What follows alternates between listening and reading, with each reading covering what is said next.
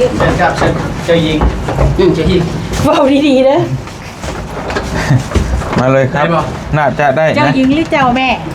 พอได้อยู่เนาะ ท่านซองที่นี่เลยวะ ฮะแม่เพิ่นนอนนำกันนะนี่วิวสวยงาม นี่อันน่ะ บัตรเฮ้ยสมุนจับแอลเด้อ เดสะพานข้ามแม่น้ำคลอง ว่าข้ามไปนำ ข้ามแบบ บุมีได้บอลละ เอาเจ็บรอว่า บนซีบอล เป็นเพย์มันเป็นเพย์เซนเนอร์เปล่า น้ำนี่ สบู่แต่สอนไงดิโอ้สบู่ก่อนไง สบู่ครับทุ สบู่ก่อนไง ยังไงยัง เปิดมาได้โอ้แล้วไงนี่สุด เด็กทำเลยดู ให้ความหวัง นี่เสียงดีกว่าอีกเลยนี่ เจ้าเข้าไป ไปแล้ว ทำเป็นเบิร์ดเด้อพี่น้องเลยหอดไป เอ้ย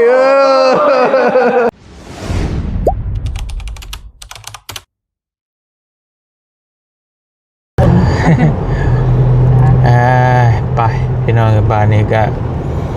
สิพาทั้งเมย์เพิ่นไปพักไปเศร้าก่อนหมองพักหมองเศร้าก่อนเดินทางบัดมือบัดคืนเลยเนาะป้าแม่พิมพ์ตั้งแต่มื้อคืนนี่พี่น้องมื้อนี้ก็เบิดมื้อแล้วก็บ่ครับบ่นี่ฮอดแล้ว สบายดีเด้อพี่น้องเด้อสวัสดีครับแม่ครับครับผมเมื่อยบ่ครับเมื่อยอยู่ครับเมื่อยอยู่มีความสุขครับ เมื่อยแต่ว่ากับม่วนดีใจมีความสุขทางใจ ก็มาครั้งแรกเนาะพี่พิมพ์เนาะ ใช่ละมา อ๋อแต่ว่าไม่เพ่นนี่รอบ2นะครับเนาะ รอบสอง แล้วรอบแรกมาที่ไหนมารอบแรก มา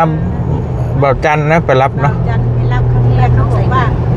กว่าเขารับ FC จากฝั่งไทยครั้งแรกเลยก็ ตอนนั้นแม่มากี่วันครับ แม่มาแค่วันเดียว อ๋อ ก็ท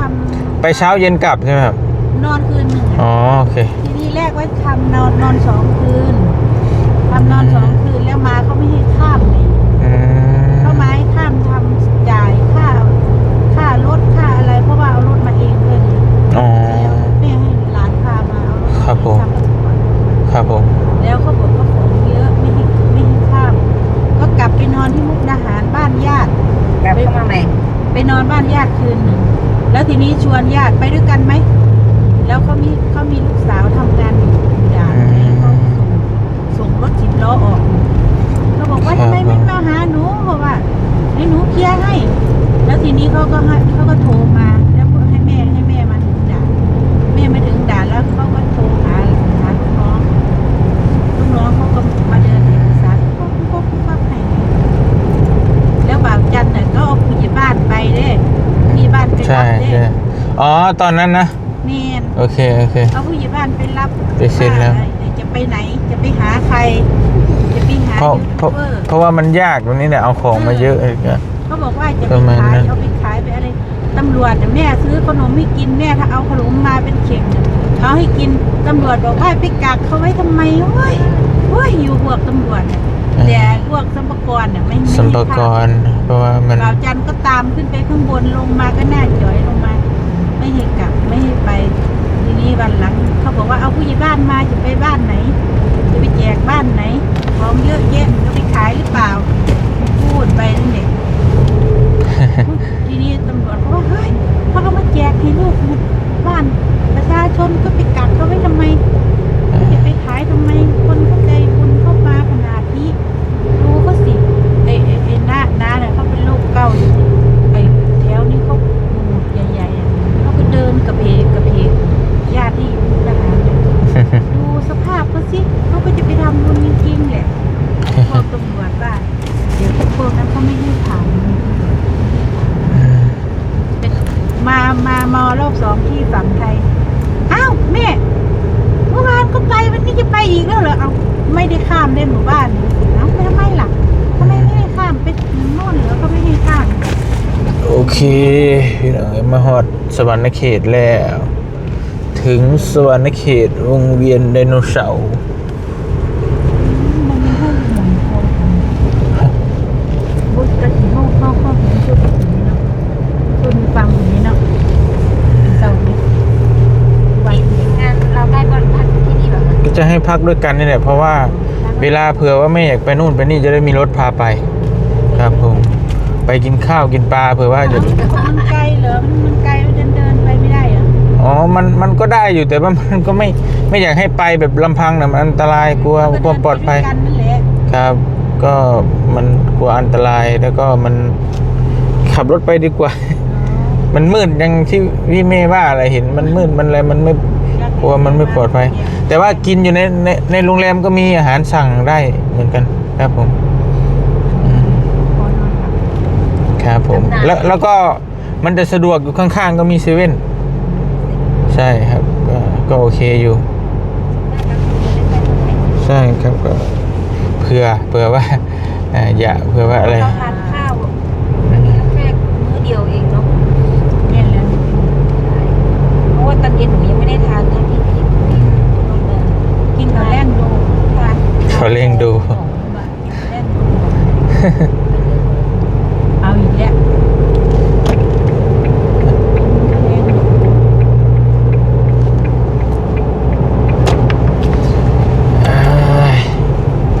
ของแรง ใช่พักผ่อนเต็มที่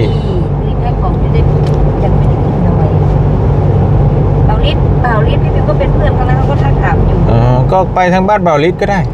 เอานี่จะไปทางไหนล่ะคะ ทางนู้นก็ได้เพราะจะไปทางนั้นแหละ แต่ว่า เขาจะไปที่อื่น ใช่แต่ว่ามันมีหลายหมู่บ้านอ่ะไปหมู่บ้านเบาลิศก็ได้ก็ ไม่บ้านเบาลิศมันเขาเราไปให้แล้วไง อ๋อเดี๋ยวพวกอันเนี้ยยังไม่มีเผื่อว่าพวกกระดาษปากกาอะไรประมาณนี้ อ๋อ เนาะ ใช่ใช่ แต่วันนั้นก็ มันก็เยอะอยู่ ครับผมแล้วแบ่งไปหลายหมู่บ้านก็ได้เดี๋ยวค่อยว่ากันอีกทีหนึ่ง นึกว่าจะไปหมู่บ้านเบาลิศ เพราะมันดากจึงมันไปเส้นเดียวกัน แล้วก็แวะนู่นแวะนี่แวะหลายบ้าน ห นะ ลายที่ก็ได้ครับเพราะ ครับ ว่าไหนที่เราเดินไปแล้วก็ไปตรงนี้ได้ ครับผม ไปที่เมืองนี้เดินทาง แต่ไม่รู้ว่าต้องถามเจ้าถิ่นก่อน ลงใต้ ไม่น่า ลงใต้นี่ผมก็ไม่ค่อยถนัดเท่าไหร่ถ้าไปแถวซีปูนนี่โอเคแต่ซีปูนนี่พอรู้อยู่ไปตลอดแต่นี่ก็ต้องอาศัยเจ้าถิ่นเบาโก้นั่นแหละพอไปก็ไปแถวนั้นบ่อยอ่า ลงคลิปลงอะไรเนี่ยขับรถไปเที่ยวเรามันแบบจริงเลย พี่น้องเลยไปพาแม่เพิ่นไปหาหมองพักมันเศร้าก่อนบ้านนี้อ๋อ มีอยู่ปีอีกเลย โอเค เดี๋ยวพาไปกินหมูได้ ไปพี่น้องเลยยืน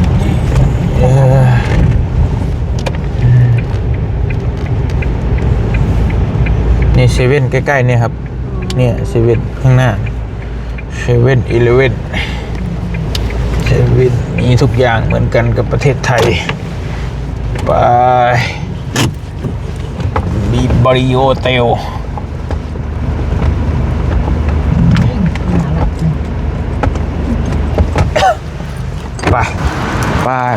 ไปพี่น้อง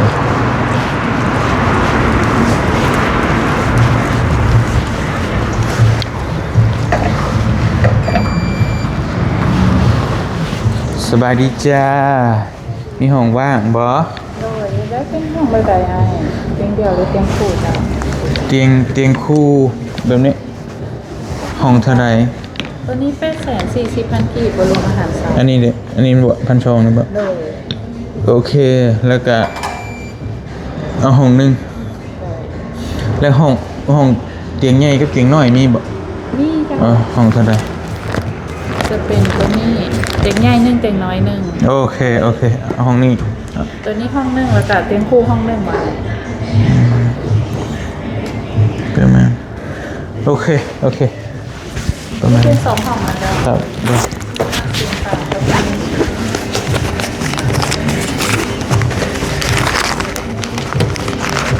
อันนี้กำลังมี เงินบาท 1,900บวก12พอดี3,100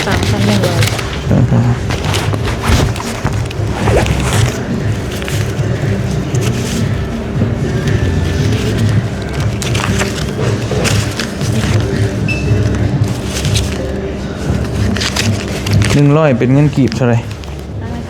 กีบจ้ะ 70,000กีบโอเค ขอพาสปอร์ตได้ ก็บัตรประชาชนก็ได้บ่ ได้จ้ะ โอเค ขอเบอร์โทรติดต่อนำเด้อ ขอหลายอย่างแค่ทำไมเอาหลายอย่างจังอันนี้ก็ได้ที่เนาะเป็นยังเนาะ ได้จ้ะ ใบขับขี่นี่ก็ได้ คนลาวเหมือนกัน ไม่ต้องยุ่งยากโอเค ขอเบอร์โทรนำเจ้า 9753 9355โดย นี่เป็นที่ก้าของเจ้า510เป็นเตียงคู่ส่วน สั้น 503เป็น สั้นใดจ้ะ สั้นหาเจ้า โอเคเข้าไปพี่พิมพ์ คะ วันนี้ผมขอนะขอผมจ่ายให้แล้ว อ้าว ตอน ไม่ได้ ตอน ไม่ได้ ไม่เป็นไรเดี๋ยวพรุ่งนี้บรืนพี่ค่อยจ่าย โอ้ อันี้ ไม่ได้ อันนี้มาบ้านเดี๋ยวผมขอ โอ้ ต้อนรับ ไม่ได้ไม่ได้เราเกรงใจ ไม่เป็นไรไม่เท่าไหร่เองไปขึ้นเลยสั้นห้า นั่นน่ะ ทีมงานผมจ่ายให้แล้วไม่เป็นไรครับ เตียง ช่วย ครับผมพี่มาหาทั้งที หนัก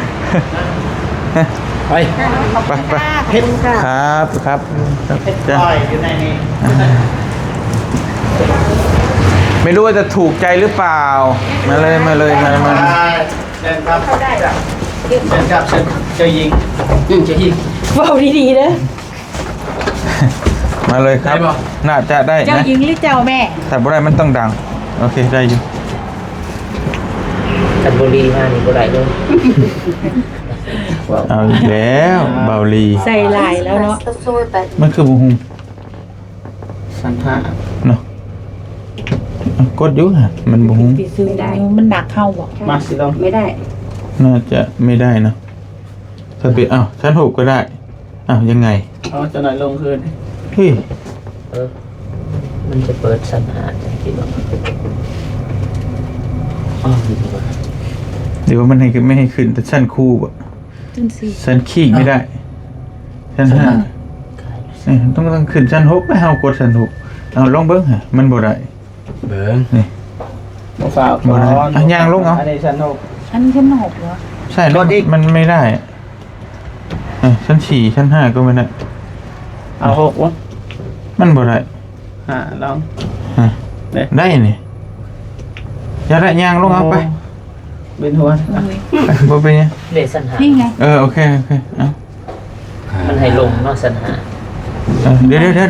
มาลองเบิ้งได้ไหมลองดูจึ๊กมันก็บอกไป เปิดมัน โอ้บีบอยู่นี่ บ่จำเป็นต้องนั้นก็ได้ชั้น4ก็บ่ได้เอาตายเลย เมื่อกี้แกสันหาได้หาส่วนหนึ่งแล้วมันโอเค แต่มันบ่ลงฮะ ไปเปิดประตูมัน ไปเป็นไงย่าง ไหน เอา ล่ะออกก่อน ย่าง ก็ เอา ได้ ซะ บัดนี้ ย่างเอาซะบ่เป็นไง เด้ ไป เอาไป ไม่เป็นไร กดไว้กัน ไม่เป็นไรจ้ะไม่เป็นไรเดินเอาชั้น5บ่เอาแล้วมันคือมาบอกชั้น6ใช่ไหมมันก็ชั้น5อยู่5305 510 ลงเลยแล้วน้องต้อง515ตรงนี้ ฮะ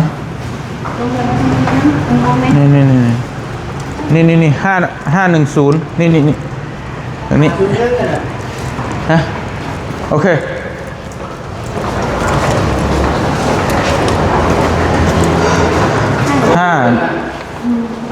510นี่มันเป็นห้องแบบไหนเดี๋ยวดูก่อนนะคะอ๋อนี่ห้องแม่ครับโอเคอยู่ไกลกันโอเคไหมครับ พอได้อยู่เนาะ ทั้งสองอยู่นี่เลยวะ ฮะแม่เพิ่นนอนนำกันนั่นแหละ วิวกำลัง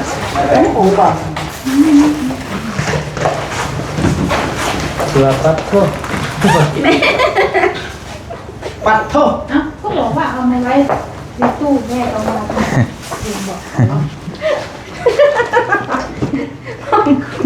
มึงลอยยา นี่อะไรครับนี่ เปิดอะไร หมู ผมเปิดก็ได้เดี๋ยวมันจะ เกี่ยวกับกิน ฝากไว้เดี๋ยว ไม่เป็นไรมันมีตู้เย็นอยู่ครับใส่ตู้เย็นไว้ก็ได้ ใส่ตู้เย็น หนูบอกว่าใส่ตู้เย็นบ้านหนู นุ้ยเจ้าบ้านใส่ตู้เย็น โอเค ได้อยู่เนาะเดี๋ยวเบิ่งห้อง ห้องไหนเธออยากไปอ่ะ ห้องน้ำห้องในนี่เด้ฮะ ลุงไปห้องไหนเธอเนี่ยพอ โอเค แล้วห้องอันนั้นอยู่ทางนั้นมันไม่ถึง30หรือ03 อันนี้ครับจ้ะโอเคไป503 สุด503อันนี้มัน50 01 03น่าจะเลี้ยว น่าจะพี่มั้งพี่มั้ง 03แล้วคุณ น่าจะพี่ ครับผม 505สื่อสารไม่รู้เนาะ 503ไปเดี๋ยวฉันตามหากันเจ้าละวัน แฟนอาชุนเก่าอาชุน10อาชุน11อาชุน12 ก็คือนั่นนะโอเคครับถ้างั้นผมจะกลับเลยเนาะถ้ามีอะไรก็โทรสั่งข้างล่างก็ขึ้นมาอันนี้ก็ได้นะครับเป็นกับข้าวแล้วก็เซเว่นอยู่ข้างๆทำนี้ก็นี่ก็ได้ ขอบคุณค่ะ ขอบคุณครับหลับฝันดีนะครับพรุ่งนี้เจอกันจ้าไป ไอเตียง5ชุดยัง 503 คน โอ้รีวิวงามแต่ เปลี่ยน เป็นห้องอะไรนะ ฮะ อะไรเนี่ย ฮะบ่แพงดอกไม่แพง คุณนั่นสินั่นไปนั่นไปแม่ผมการเข้าห้องน้ำไฟนะ โอ้ ลูกลูกกลัวเลย ฮะ ห้องนี้ลูกกลัวอีก โอเคป่ะ ห้องน้ำไฟได้ป้านี่มันต้องปลดเกือบได้ อ้าวเอาเมื่อคืนนี่เห็นจมมันโบเคเด้ โอ้โหยูทูบเบอร์เดี๋ยว เสื่อมใส่โทรศัพท์แล้วก็เปิด ได้กรอกอีเมลเขาก็ได้นี่วิวสวยงาม นี่อันน่ะคิวรถ โอ้ คิวรถสวรรณเขต ไม่แต่ไซเดียวที่สวรรณเขต ฮะ ไม่แต่ไซเดียวเปล่า แม่นฮอดปากซี เปิดได้ป่ะนี่ไอ้ ฮะได้เป็นยัง10บ่ได้ ปอยโอ้นี่เนาะ บัตรเฮ้ยสมุนจับแอลเจอ เด้สะพานข้ามแม่น้ำคลอง ตัวขามไปนำ ข้ามไปมุกดาหาร ไปมือเสาทางฝุ่นเนาะทุกวันสัตว์คือ ว่านี่น้องไปหันในลุงหันไปใต้กล้องครัวหันเมื่อเช้านี่ถ้าว่ากล้องครัวนี่อยู่หันไปนี่ก็ได้ ไปตีนแล้วก็ฮักครัวไปเลย ไปนี่ก็ชุดนี่ก็เป็นชุดยิ้มของแหละแล้วก็ฮักครัวไป ตรงท้อแพงวิว ฮะไป เบลล่า สาวเนาะ 3 คนพอดีเลยฮะ โดย โอเคเนาะ โดยโอ้ เรือโอเค อ้าว อยู่นี่เป็นจอดรถก่อน ฮะ จอดรถ ไอ้ที่โทรหาก็ได้จักมุ่งก็ได้จอดรูมก็ได้เซเว่นอยู่ข้างๆเด้อ โดย หิวมาได้ก็แวะไปเลย มันยังที่จอดบนจอดตอนนี้ ได้ เรือเอามาจอดบนนี้เพราะว่ามีเซ็นจอดอยู่ เพราะว่าท่านจะมีเสียแต่ว่ายันว่าเครื่องเสียยังครบสุด มีแต่บ่ได้น้องคำว่านั่นกับน้องลงไปหาเบิ่งก็ได้หม่องที่มันเหมาะๆก็จังจอดได้เบิดนั่นแหละ เลย พี่น้องก็นี่แหละก็ที่ว่ามันจะโอเคแน่เนาะ มันเกินคำว่าโอเคเลย มันคือ แต่ บ่เคยนอนห้องแบบนี้ เห็นป่ะ แต่มาพัดห้องนี่เมื่อนี่แหละ นี่แหละคือ ป่ะ รู้สุ สุ ด ดเลย เห็นป่ะบอกคือ แม่ห้องคำประตูยังบ่ฮอดซำนี่ เห็นป่ะ รู้สุดสำหรับเฮาคือห้องคำนะน้องๆสิกองจำเป็นมันมีห้องก็เลยเอาห้องคำอยู่สิกอง อืม เท่าไหร่400,000 4เซนไป อืมบอกเป็นหยังนอนรับฝันดี ได้ นี่แต่ว่า ได้เด้อ บืนเจอกันบอกเป็นหยังแน่อ่ะ ไปทางนั้น ไป เป็น ไวฟงไวไฟ รู้จักกันเด้อ ก็แล้วแต่สิไปรถเล็ดก็ได้เนาะอ คืออย่างไร เอ้ารหัสที่กัดละบ่รหัสไวฟงไวไฟแม่ โอ้ครบเบิดไวไฟเนี่ยพาสเวิร์ดปาท่อ นั่นสิมีอาหารช่วงอาหารเช้าอีกก็ลงไปกินอยู่ห้องลุงแม่ ฟรีบ่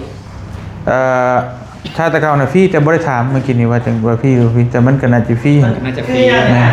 เพราะว่ามันระดับนี้นะมันจะต้องฟรีอาหารเช้าฟรีฮะอะไรก็ อย่างไร สแกนบ่ จะแกงหัวฮะ บอก เป็นหมอ นี่หมอ หมอแม่หมอเฮ็ดอยู่เพื่อกิน โอ้เฮ็ดกินได้ คือมันดูดอากาศ มีหมอถ้วยบ่วงก็มี โอ้ แล้วเอานั่นว่างๆก็ลงไปหิ้มของก็ชิดเบ็ดเอาปลามา ได้ เลย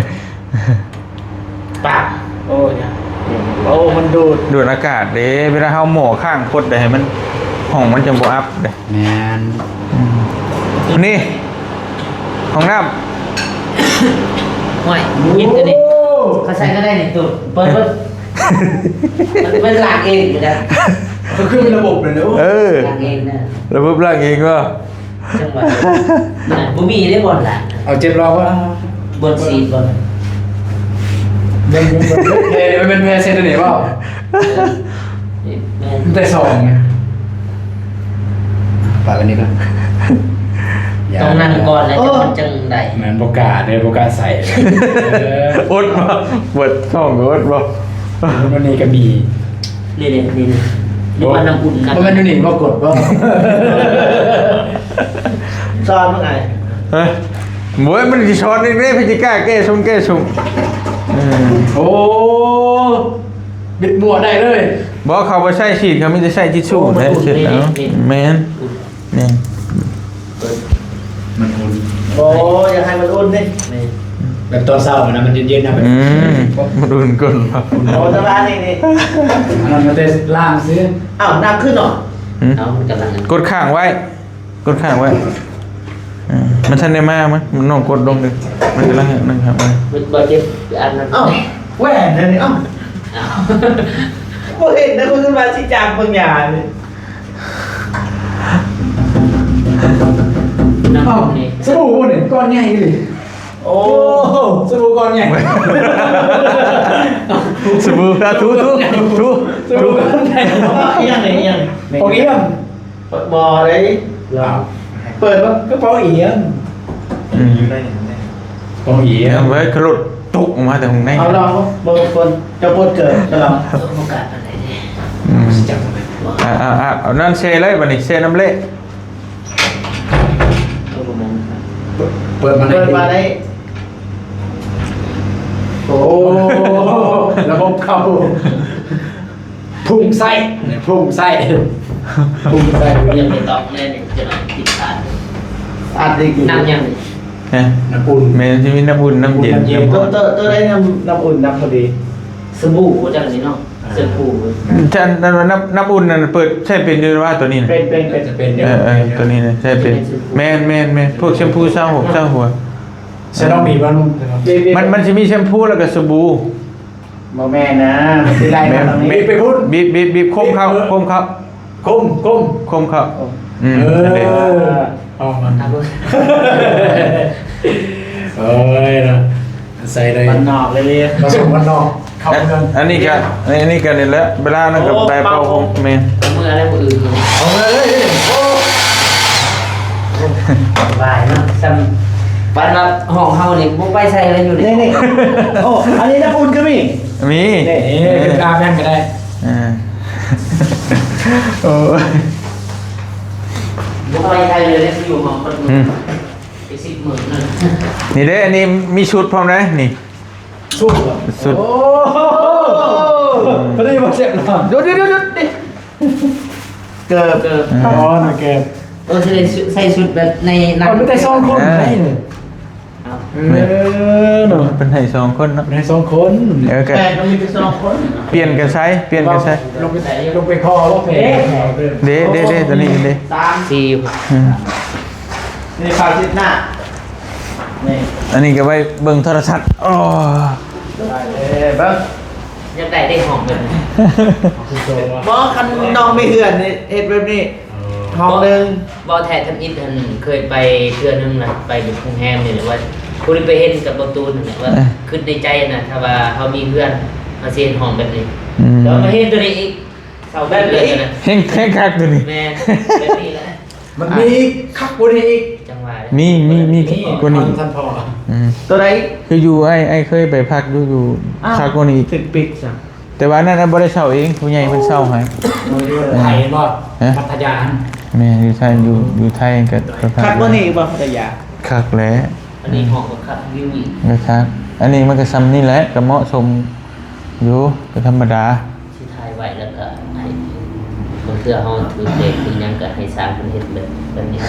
โอ้ยในคนใน Google ก็ได้เลือกเอารถแบบห้องแบบห้องนอนหรือแบบห้องป้าเท่าเด้ป้าเลย ดอกกระเจียวบานเบิ่ง ขออนุญาตทับสายเด้อ โอเคเอาจะบอกฮักแจ็คสีล่มเพื่อหยังนะ ฮัลโหล บอกเลยกดข้างไว้กดปุ่มกลางโบไหมเอาขึ้น เด้อ ถ้าบอกฮักแจ็คสีล่มโอ้ยออกก่อนกดกลับก่อน โอเค โอเค โอ้เด้อ ถ้าบ่หักจักสิลมเพื่อหยัง ฮะ ใครวะใครน้องบองเธอนำบ่ฮะอ๋อ สบายดี FC เด้อถ่ายคลิปอยู่เด้อ ถ่ายคลิปบ่สบายดีน้องบอง สบายดีเด้อสิผมจะบอกมาถ่ายคลิปไม่ใช่เฮ้ยบ่เห็นถ่ายคลิปเด้อ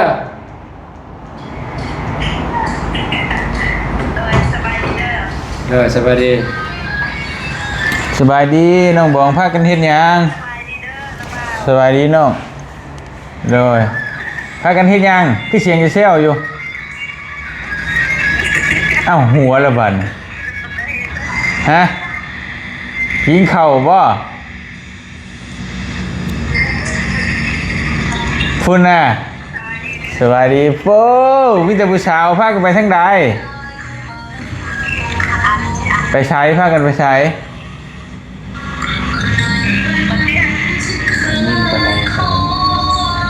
ไปกินข้าวบ่ ยาละมีสิ่งเพลงโอเคเท่านั้นละเด้อเท่านั้นละนี่เอ้ย ตอนนี้ก่อนจะหน่อยโทรมาเด้อ นี่วู้ เจ้า ปอดเบิ่งให้ว่าหล่อนี่ก็นี่ปะ ให้หลอก นี่นะนี่ก็นี่นะ ขอโทษขอทานอันนี้เอื้ออยู่เอื้อมัน ฮะโมเมนน้องตัวเกียวอันน้องชุกที่ให้ไปงานแต่งมื้อนั้นเด้เห็นเบิ่งอยู่บ่คลิ โอ้ ป นี่แล้วบ่ แม่ คิดว่าเอื้ออยู่เอื้อนะ บ่ มัน คือกันบ่ คือกัน ทบิดกันเป็นแมนได้ป่ะแม่ ว่ามีกำลังฮูมื้อนี้ว่าบ่แม่น โอ้ย มันมีบางคนที่เขารู้จักอยู่นี่นอกจากอันนี้ กับฮู้ได้น้องบ่ได้ไป สิไปหาว่ามื้ออื่นสิพาไป ผ่านมา ติดแยกกันนี่เนาะพอละ เต้นลิขสิทธิ์เลยนะ มอนลงมอนเสียงชาเจ็บติดลิขสิทธิ์ตัวเอง เสร็จนำทุกวัน นี่เอาลงอีกเอาลงอีกเอาลงซะบ่ฟังก็จะเสียงมันน่ะเบิ่งภาพก็พอ เอาเจ็บห้องมาไว้เตียงห้องเสียงสดเลย เจ้าสิลง ห้องเสียงสดเลยครับ ยัง มันลืมเลย ยืนในเสียงสดเลย มาให้ความหวัง อันนี้เสียงดีกว่าอีกเด้อนี่ เจ้าก็ไป เจ้าหูบนน้องมันสิเป็นสิตายโอ้โทรศัพท์อยู่ลืมเปิดเพลงอะ อกหักขาดกบมัน เออ เอาติด วิว ตา ไม่ใช่ ย นี่ เชฟปูน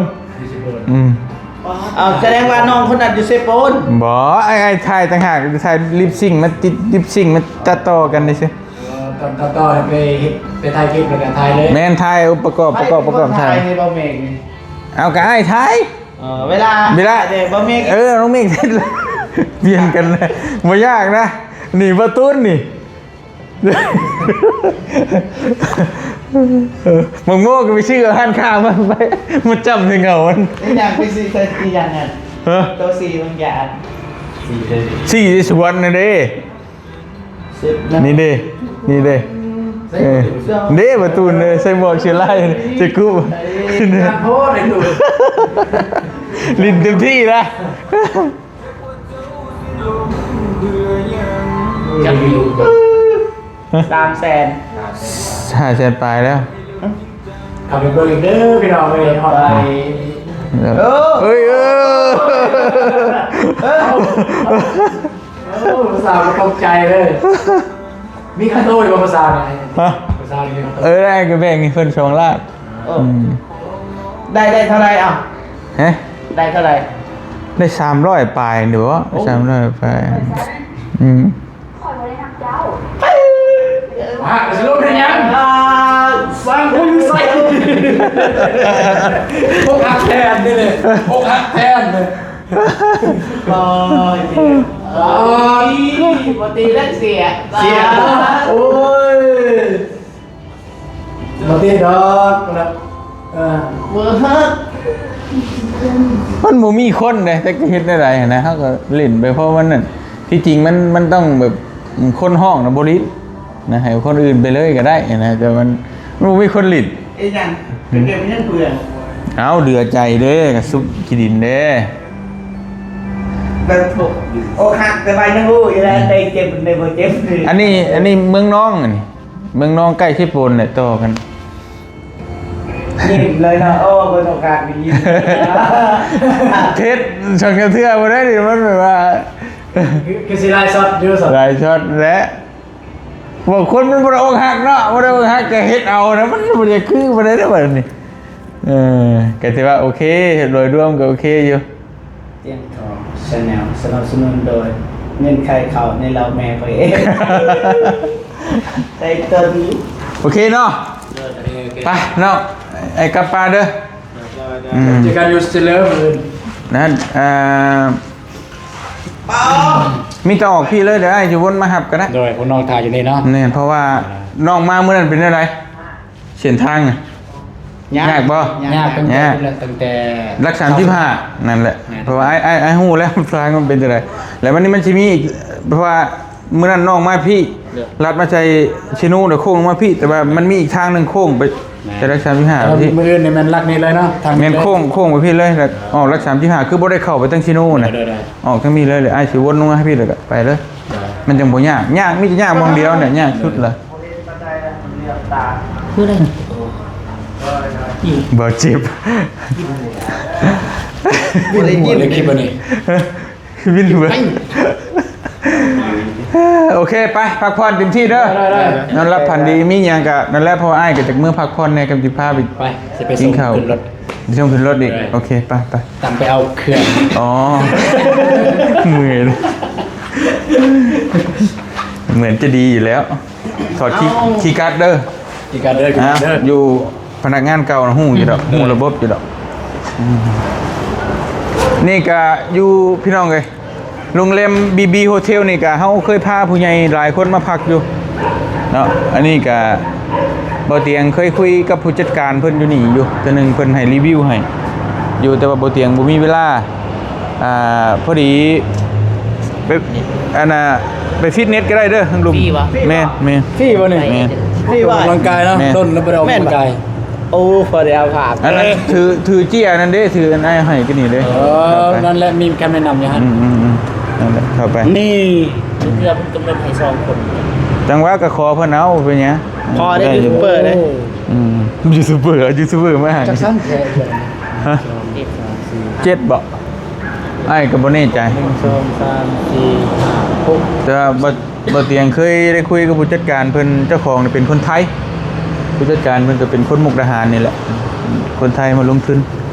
ก็โอเคอยู่โดยรวมห้อง คัก พี่น้องราคาย่อมเยาเนาะก็ จิ๋วเว้ยไป ยาว ห้องละพันปลายห้องละพันกว่าบาทเดี๋ยวกับบ่ต้องเว่าเรื่องเงินกีบเฮาเนาะมันก็หลายแหละจะเนยขึ้นมาขึ้นกันไดได้เหรอเนี่ยจะเนยรีบล็อกเดี๋ยวไม่ได้ เกี่ยว ปิดการใส่เนี่ย จะลืมอ่านเบิ่ง ไปไม่ต้องกดเดินอ่านซอนนะ ฮะกดลิฟต์นี้ได้โอเคมากดเลยลูกศรลงกด เฮ้ยไอ้ฮัลโหล ใจเย็น มีคนอยู่ไหน โอ้ค่อยลิฟต์ใส่อีกได้อป่ะนี่น้องกับกดชั้นแล้วก็อันนี้ตัวเปิด เบอร์นี้ได้ขัดนี่ อันนี้ตัวเปิดประตูอันนี้ตัวปิดประตูเด้อกดชั้น เบอร์นี้ได้ขัด ยังวังวินหัวเด้อก ำลังลงสิเห็นเบาฝนอยู่เถิงโอ้ยฝน โบกมือบายบายป่ะ ตัวนี้เปิดประตูเปล่า ตอนนั้นเปิดตอนนั้นปิดแสดงว่าเขาเปิดบัน บอสแต่มันเปิดเนี่ยตอนนั้นมัน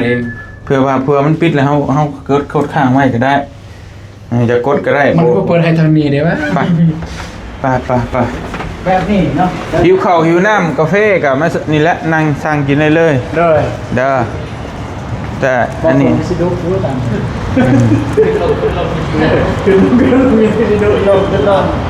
ลิฟต์นี่ มา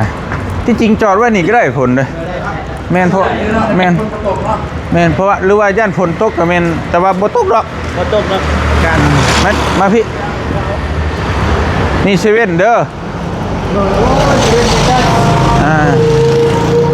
สะดวกสบาย24ชั่วโมง เซเว่น จะกินหยังก็มาได้ นี่มีมัด บ่มีเงิน